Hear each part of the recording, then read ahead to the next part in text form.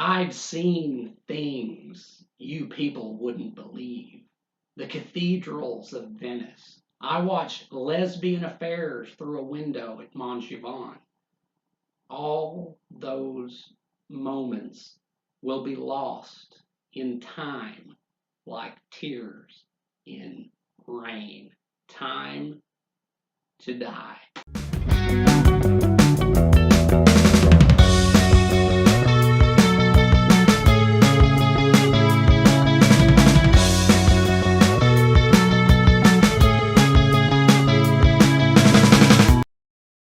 Time Regained by Marcel Proust, the seventh and final volume of In Search of Lost Time. I did it, y'all. I read the whole thing. I completed the search, and I did it in about 8 months. Now, I don't know if that's the record or not, but I think it's something of a feat nonetheless. So yeah, I'm feeling pretty good. I read In Search of Lost Time. It feels good to be able to say that. But yeah, where do we pick up in Time Regained, this final volume of the work? Well, this one is different than the preceding volumes. Um, it picks up after a gap of an extended period of time, it seems like, when it opens.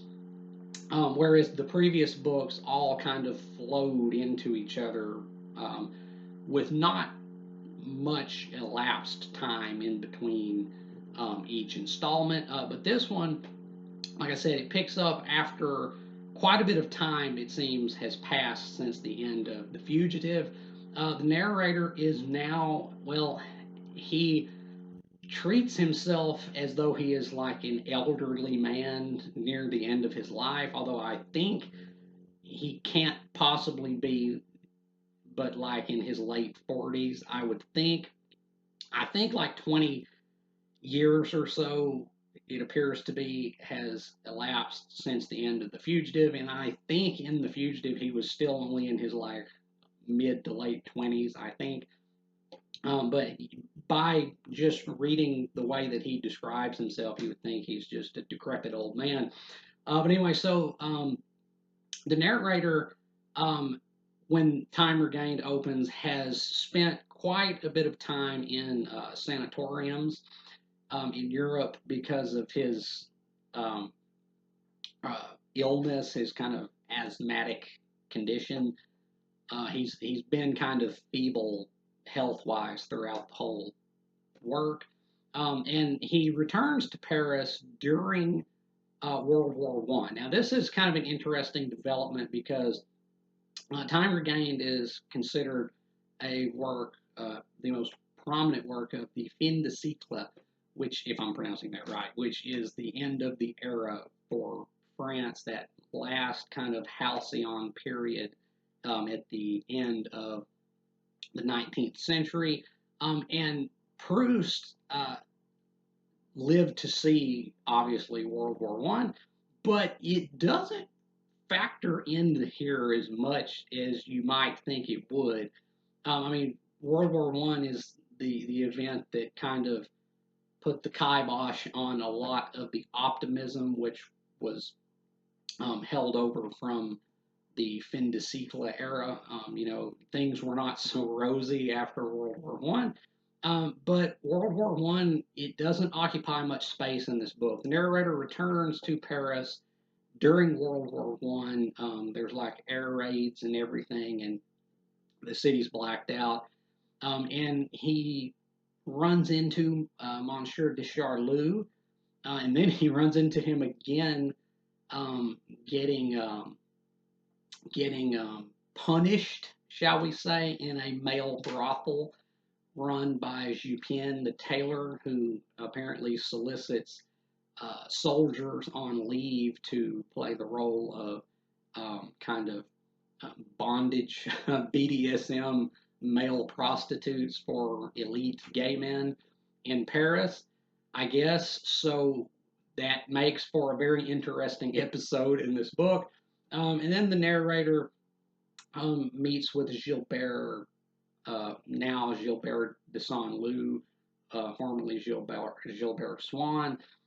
She married Robert de Saint-Loup, the narrator's best friend, in the last book, but tragically, Robert is killed in World War One. That's kind of like the only thing that World War One has that impacts the story of this book is that Robert de Saint-Loup is killed in action.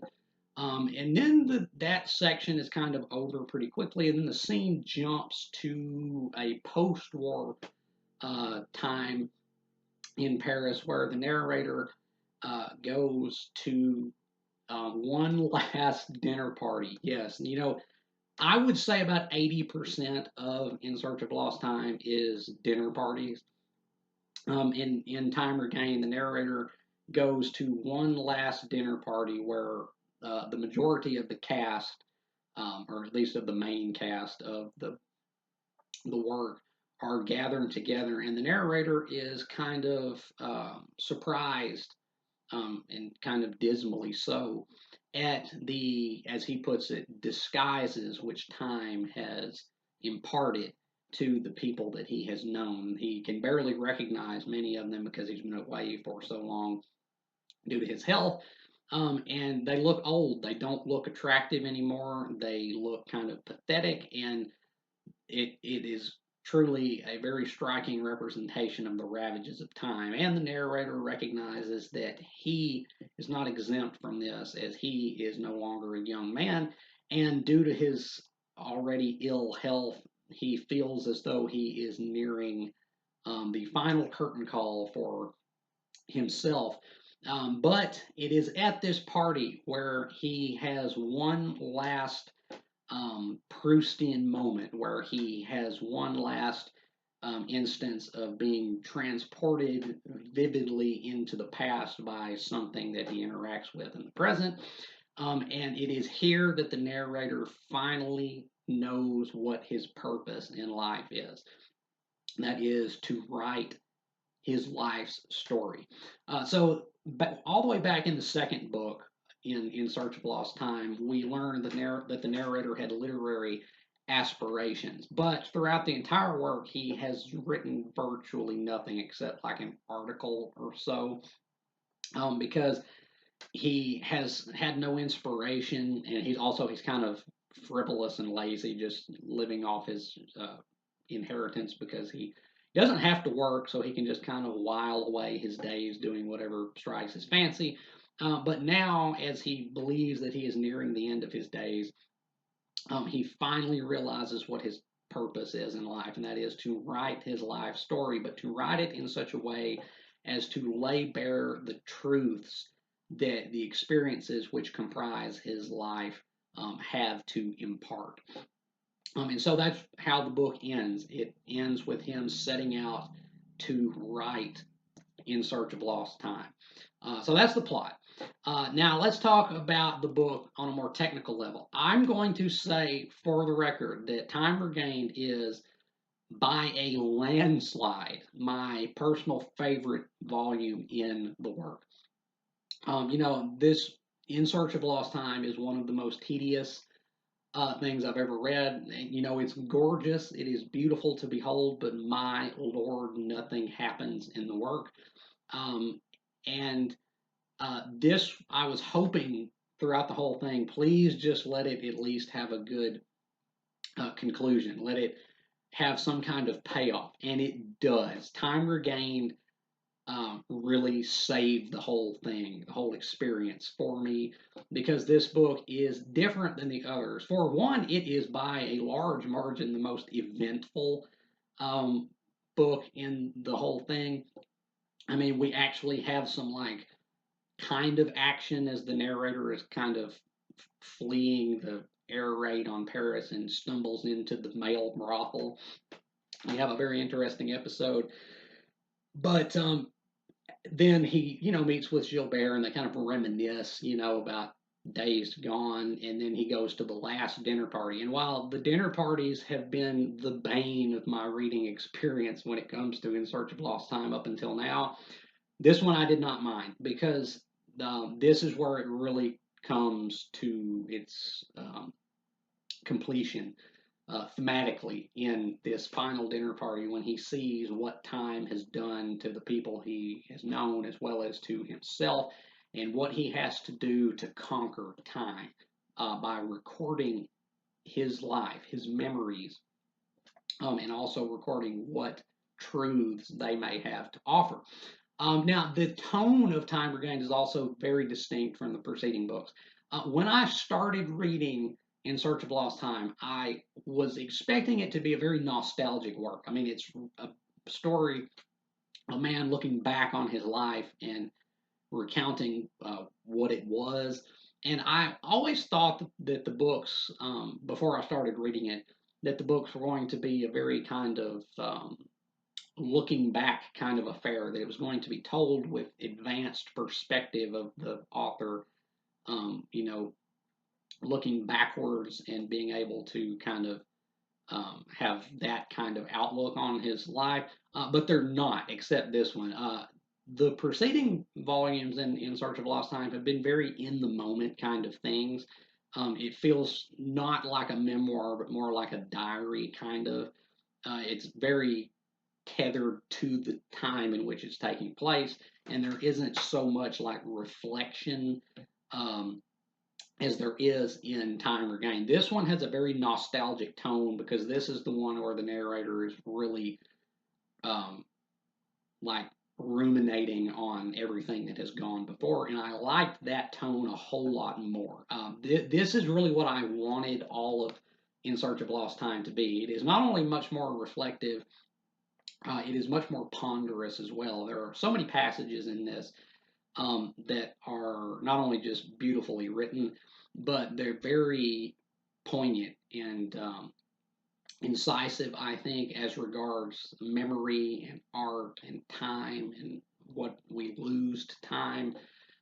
Just this is by a large margin my favorite book in the series. This one saved the whole experience because after the last couple books, I was like, I don't know how I'm going to end up rating this because it's so tedious. And while there is stuff in there that I liked, the ratio was kind of out of whack. But Time Regained really brought it back. This is the best one from an enjoyment standpoint, and also from a thematic kind of rewards standpoint. Time Regained is the best volume, I think. However, I don't know that I can say that objectively because much like The Captive and the Fugitive, there are noticeable, like pretty glaring mistakes in Time Regained because, of course, it was not revised and edited as it should have been because Proust died. And there are some points in this book where it's very wonky story wise, where you can really tell that there's some stuff that needed to be ironed out and gone back over. So there are mistakes, but I think the overall effect of it uh, more than makes up for any of the technical shortcomings of it. The characters are still rich. The prose is still just absolutely gorgeous. It and again the story is more compelling in this volume than it has been in virtually any of the other ones. So to rate Time Regained, um, objectively, I'm going to give this a B plus, much like I did with The Captive and the Fugitive, because there are mistakes in the story has some issues to it that really should have been revised. But I can't hold it against Proust that he died. But objectively, B plus. However, subjectively, this one gets an A plus. Like just how much it resonated with me, A plus. This is the best one out of the lot, I think, from what it has to offer, what it has to say, but also from the sheer standpoint of readability. I think Time Regained is, in those regards, the pinnacle of In Search of Lost Time. So objectively B plus, subjectively A plus. Now, as I have done with I think all of the preceding volumes of In Search of Lost Time, there are some passages in here that I would like to read because it's this book more than any of the others, perhaps, it demands to be read. Not only is the writing just some of the best you're liable to read, but it's so valuable, I think, so thoughtful in what it says about the major concerns of the series: time and memory and loss and love and such. And yeah, I'm just going to read some of these passages, and maybe this might inspire you to give In Search of Lost Time a go, if you've been debating it. So to begin with, on page 262, here we have, on page 262, bear with me here, we have, over all these thoughts I skimmed rapidly, for another inquiry demanded my attention more imperiously. The inquiry which on previous occasions I had postponed, into the cause of this felicity which I had just experienced, into the character of the certitude with which it imposed itself. In this cause I began to divine, as I compared these diverse happy impressions, diverse yet with this in common, that I experienced them at the present moment, and at the same time in the context of a distant moment, so that the past was made to encroach upon the present, and I was made to doubt whether I was in the one or the other. The truth surely was that the being within me which had enjoyed these impressions had enjoyed them because they had in them something that was common to a day long past and to the present, because in some way they were extratemporal, and this being made its appearance only when, through one of these identifications of the present with the past, it was likely to find itself in the one and only medium in which it could exist and enjoy the essence of things, that is to say, outside time.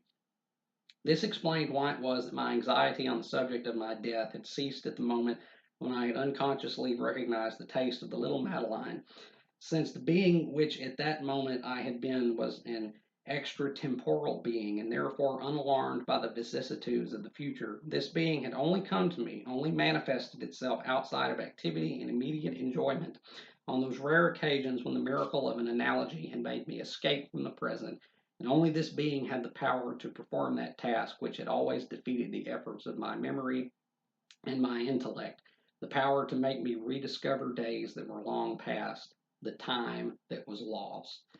Yeah, that's the goal now. It is using those instances of involuntary memory to step outside time to see your life, from a removed perspective, and to understand what it all meant.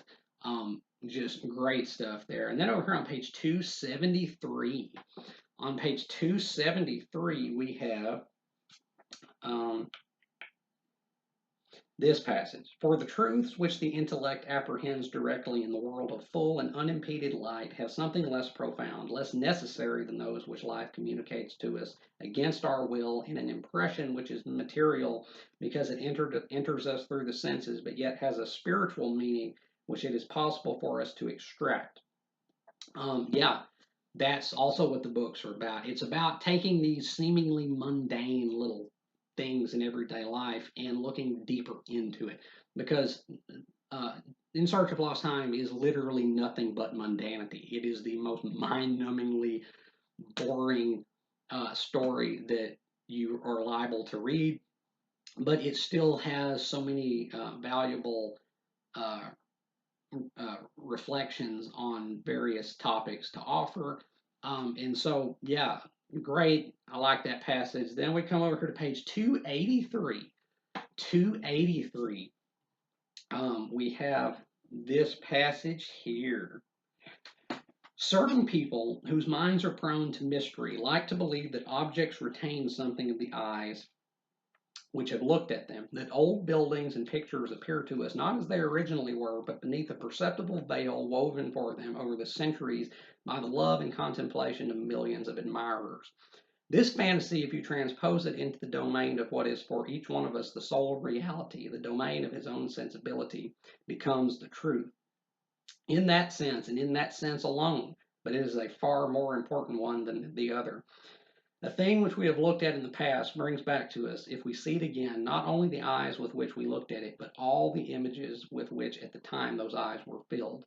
For things, and among them a book in a red binding, as soon as we have perceived them, are transformed within us into something immaterial, something of the same nature as all our preoccupations and sensations of that particular time, with which indissolubly they blend.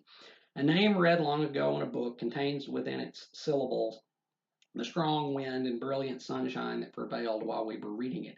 And this is why the kind of literature which contents itself with describing things, with giving of them merely a miserable abstract of lines and surfaces, is in fact, though it calls itself realist, the furthest removed from reality, and has more than any other the effect of saddening and impoverishing us, since it abruptly severs all communication of our present self, both with the past, the essence of which is preserved in things, and with the future, in which things incite us to enjoy the essence of the past a second time. Yet it is precisely this essence that an art worthy of the name must seek to express. Then, at least, if it fails, there is a lesson to be drawn from its impotence, whereas from the successes of realism there is nothing to be learnt. The lesson that this essence is, in part, subjective and incommunicable. The thing about In Search of Lost Time is that it was a very novel work because it broke from the prior tradition of, as Proust says, kind of realist fiction, which is concerned kind of with more, you know, describing things but without much introspection into them, whereas In Search of Lost Time is nothing but introspection. It is wholly psychological. There's just almost no physical action that happens in it.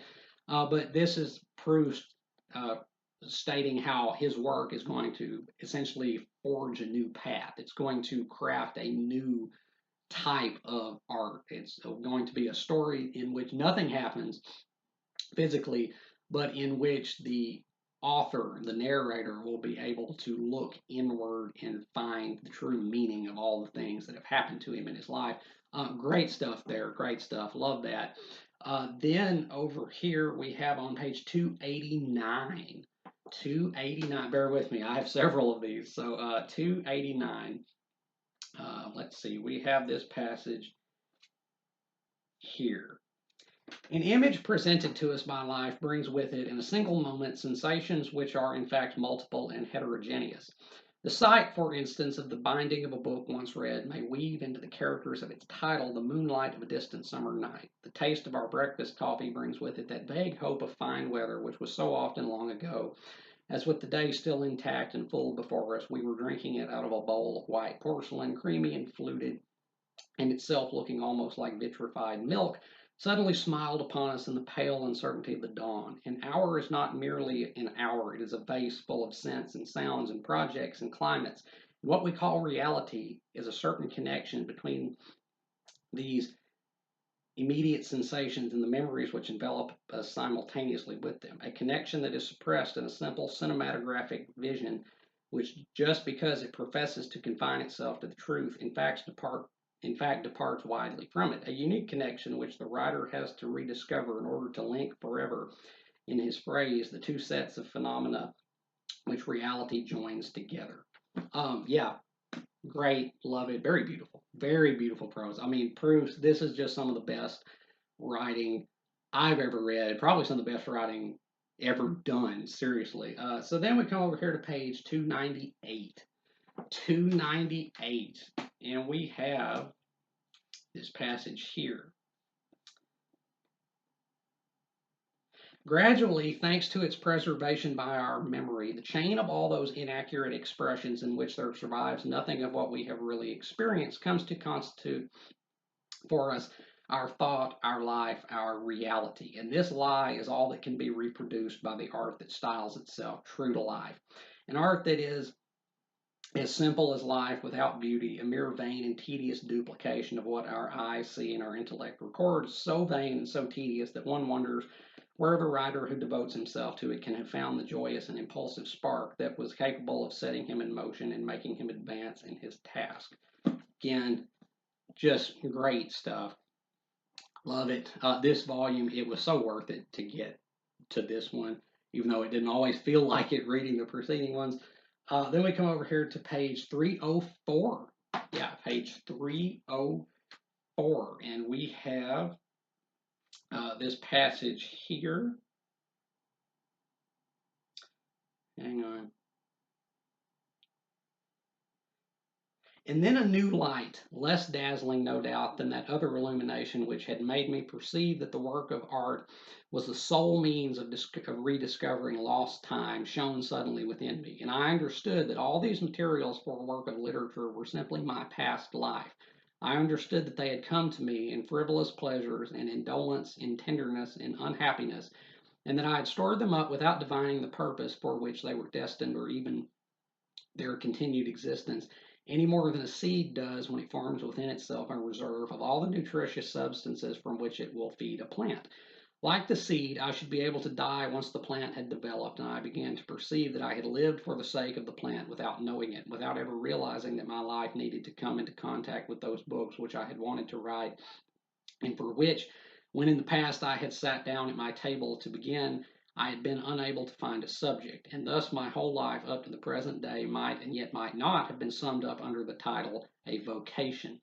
Insofar as literature had played no part in my life, the title would not have been accurate, and yet it would have been accurate because this life of mine, the memories of its sadnesses and its joys, formed a reserve which fulfilled the same function as the albumin lodged in the germ cell of a plant, from which that cell starts to draw the nourishment which will transform it into a seed long before there is any outward sign that the embryo of a plant is developing.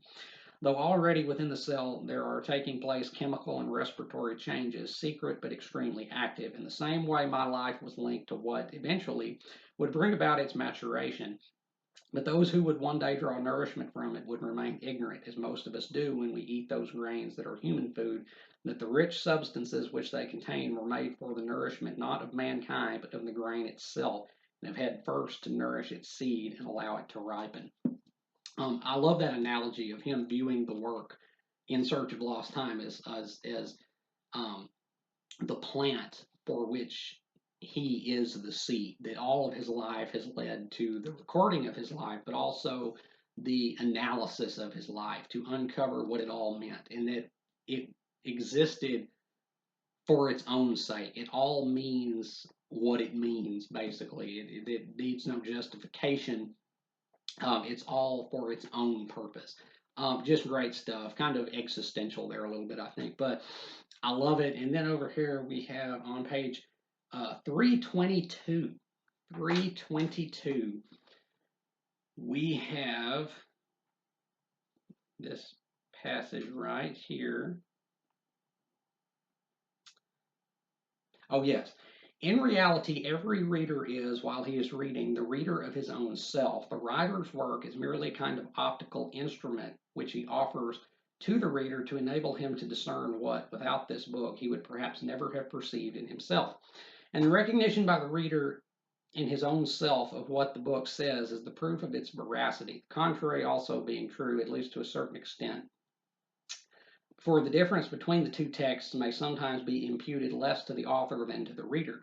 Besides, the book may be too learned, too obscure for a simple reader, and may therefore present to him a clouded glass through which he cannot read. And other peculiarities can have the same effect as inversion.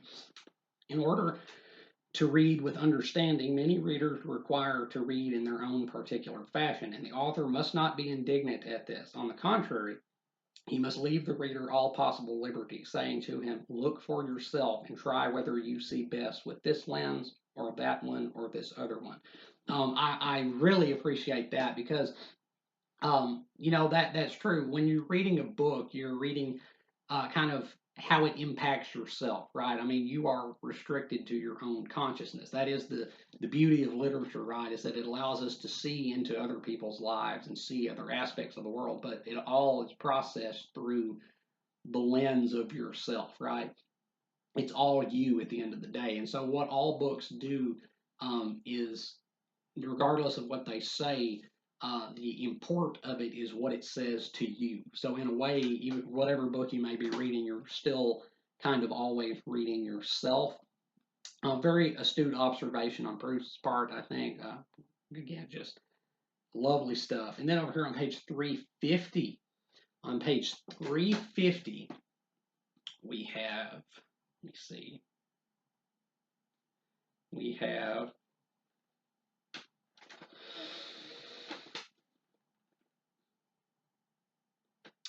Hang on. And I was able to see myself as though in the first truthful mirror which I had ever encountered, reflected in the eyes of old people, still young in their own opinion as I in mine, who, when I spoke of an old man like myself in the hope of being contradicted, showed in their answering looks which saw me not as they saw themselves, but as I saw them, not a glimmer of protest. For we failed to see our own appearance, our own age, but each one of us, as though it were a mirror that faced him, saw those of the others. And no doubt the discovery that they have grown old causes less sadness to many people than it did to me. But in the first place, old age in this respect is like death. Some men confront them both with indifference, not because they have more courage than others, but because they have less imagination. And then a man who from his childhood on has aimed at one single idea and who from idleness and perhaps also because of poor health, has perpetually put off its realization, every evening striking out as though it had never existed the day that has slipped away and is lost, so that the illness which hastens the aging of his body retards that of his mind. Such a man is more surprised and more appalled to see that all the while he has been living in time than one who lives little inside himself and regulating his activities by the calendar does not in a single horrifying moment discover the total of the years whose mounting sum he has followed day by day. But there was a more serious reason for my distress. I had made the discovery of this destructive action of time at the very moment when I had conceived the ambition to make visible, to intellectualize in a work of art realities that were outside time.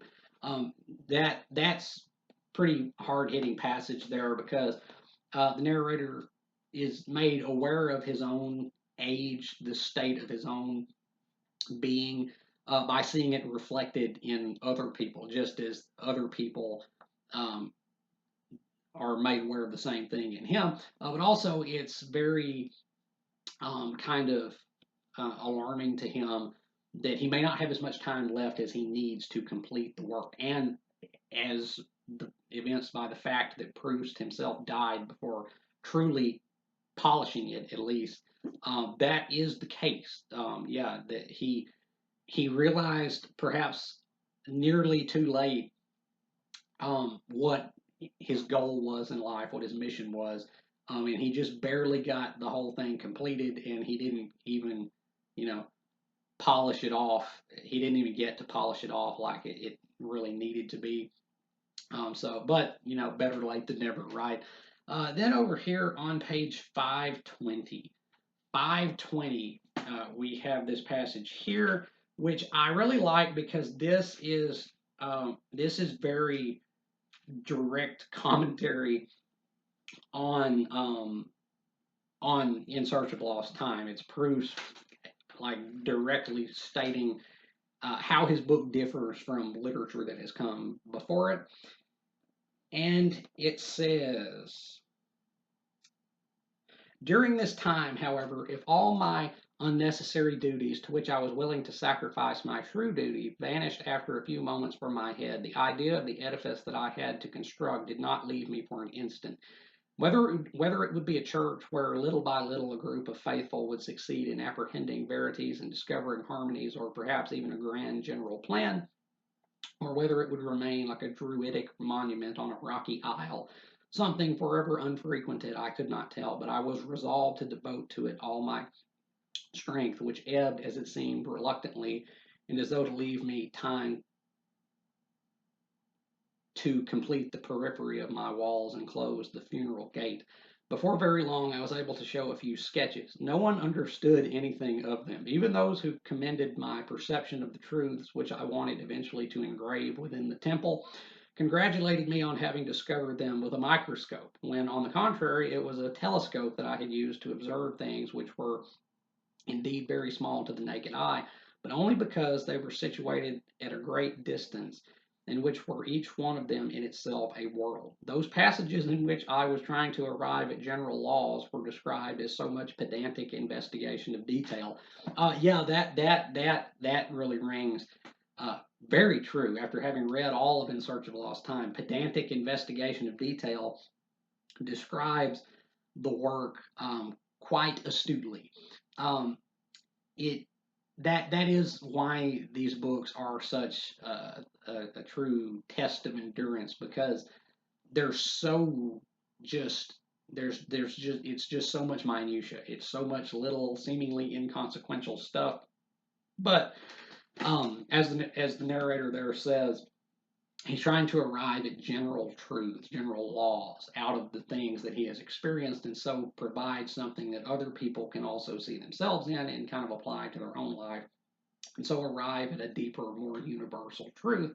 And I think he's successful. I think he was quite successful, because even though my life has not been anything like the narrator's life in Search of Lost Time, um, a lot of his observations, a lot of his reflections and ponderances have struck me as quite true, and I've thought about that quite a bit over the course of reading this. That there is a universality in this book, and suppose that's why In Search of Lost Time is as acclaimed as it is. But finally, the last little excerpt that I would like to read comes from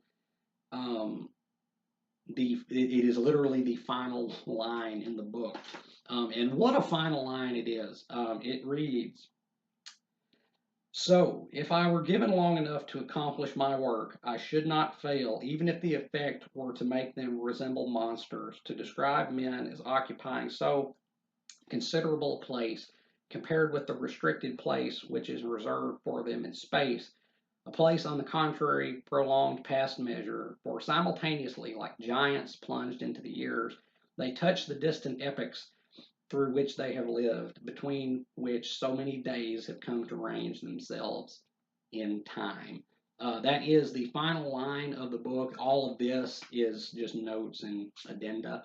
Um, that is the last line in the book, and what a haunting and memorable parting line it is. It really it sums up kind of the whole work. Even if Proust makes the people that he has known resemble monsters, it is his duty to tabulate the truth and illustrate um, the range that people inhabit through their existence in time. Great, fantastic final line to a fantastic final volume to an overall trying but ultimately rewarding work. However, I do want to say this: as much as I love that final line, I could not help thinking when I was reading this, when I got to the end, that if he really wanted to conquer time, if he really wanted to make the book infinite, he should have made the final line of the final volume be the first line of the first volume. It should have looped it should have been like the Dark Tower, right? It should have looped, because that way, with a circular narrative, it's never ending, right? If you read all the way through In Search of Lost Time, and then the final line was the narrator sitting down to write In Search of Lost Time, and the final line was the first line of the first book, well, then, theoretically, you would just have to go right back and jump in and read the whole thing over and over again, and never be able to stop, theoretically. But I couldn't help thinking that as great as that final line is, and that is a great last line, that it would have been perhaps a little bit better if he had truly made it a loop, if he had made it a circular narrative where the final line in Time Regained is the opening line in Swan's Way. But that's just my little 2 cents there. But yeah, Time Regained by Marcel Proust, the seventh and final volume of In Search of Lost Time, which I have now read in its entirety. Um, it's the best one for me personally, in a subjective sense, of the lot. I loved this book more than any of the others. This really paid out the dividends that I was hoping it would. It made reading this whole thing worth it, because it's so beautiful and it's so poignant. The reflections of the narrator there at the end of this book, and at the possibly at the end of his life, of uh, all that he's lived, what it meant, what he can do with it, and his mission now to record it with great panache. And I think In Search of Lost Time is a a success in that. I think it is. So, yeah, time regained, objectively a B plus, subjectively an A plus. I love this book. It was worth it reading Lost Time, In Search of Lost Time, even though it was very arduous at times. Ultimately, this one um, this one saved it. So yeah, Time Regained by Marcel Proust. Have you read Time Regained? If you have, let me know down in the comments what you thought about it. Whether you have agreed or disagreed with anything I've said here today. Have you read In Search of Lost Time in its totality? Let me know as well. If you haven't read Time Regained or In Search of Lost Time, um, I could recommend this, but maybe not to everybody. This is something that I don't think is going to be everybody's cup of tea. I didn't even know if it really was mine until I got to this one. But I'm glad I hung in there. And I'll say this: it has some of the greatest writing I've ever read, and it it's a very ambitious work. It is, even though virtually nothing happens, there is a real ambition behind this to do something new, to do something novel, and I think it succeeded. So if you appreciate just astounding prose and you aren't bothered by a story which is the most uneventful that you're likely to read, I might could recommend In Search of Lost Time. But if you need something a little bit more action oriented, and I do not blame you in the slightest if you do, um, you might not want to read In Search of Lost Time. And I don't think you would be greatly benighted if you didn't, because while this book was influential, um, it, I don't know that it's just going to rock everybody's world. I don't know that it rocked my world, but it it did touch me enough to where I'm actually happy that I read it. So take that however you will. And as always, if you have enjoyed anything you've seen or heard here today, remember to hit that like button and subscribe. I would really appreciate it. And until next time, peace.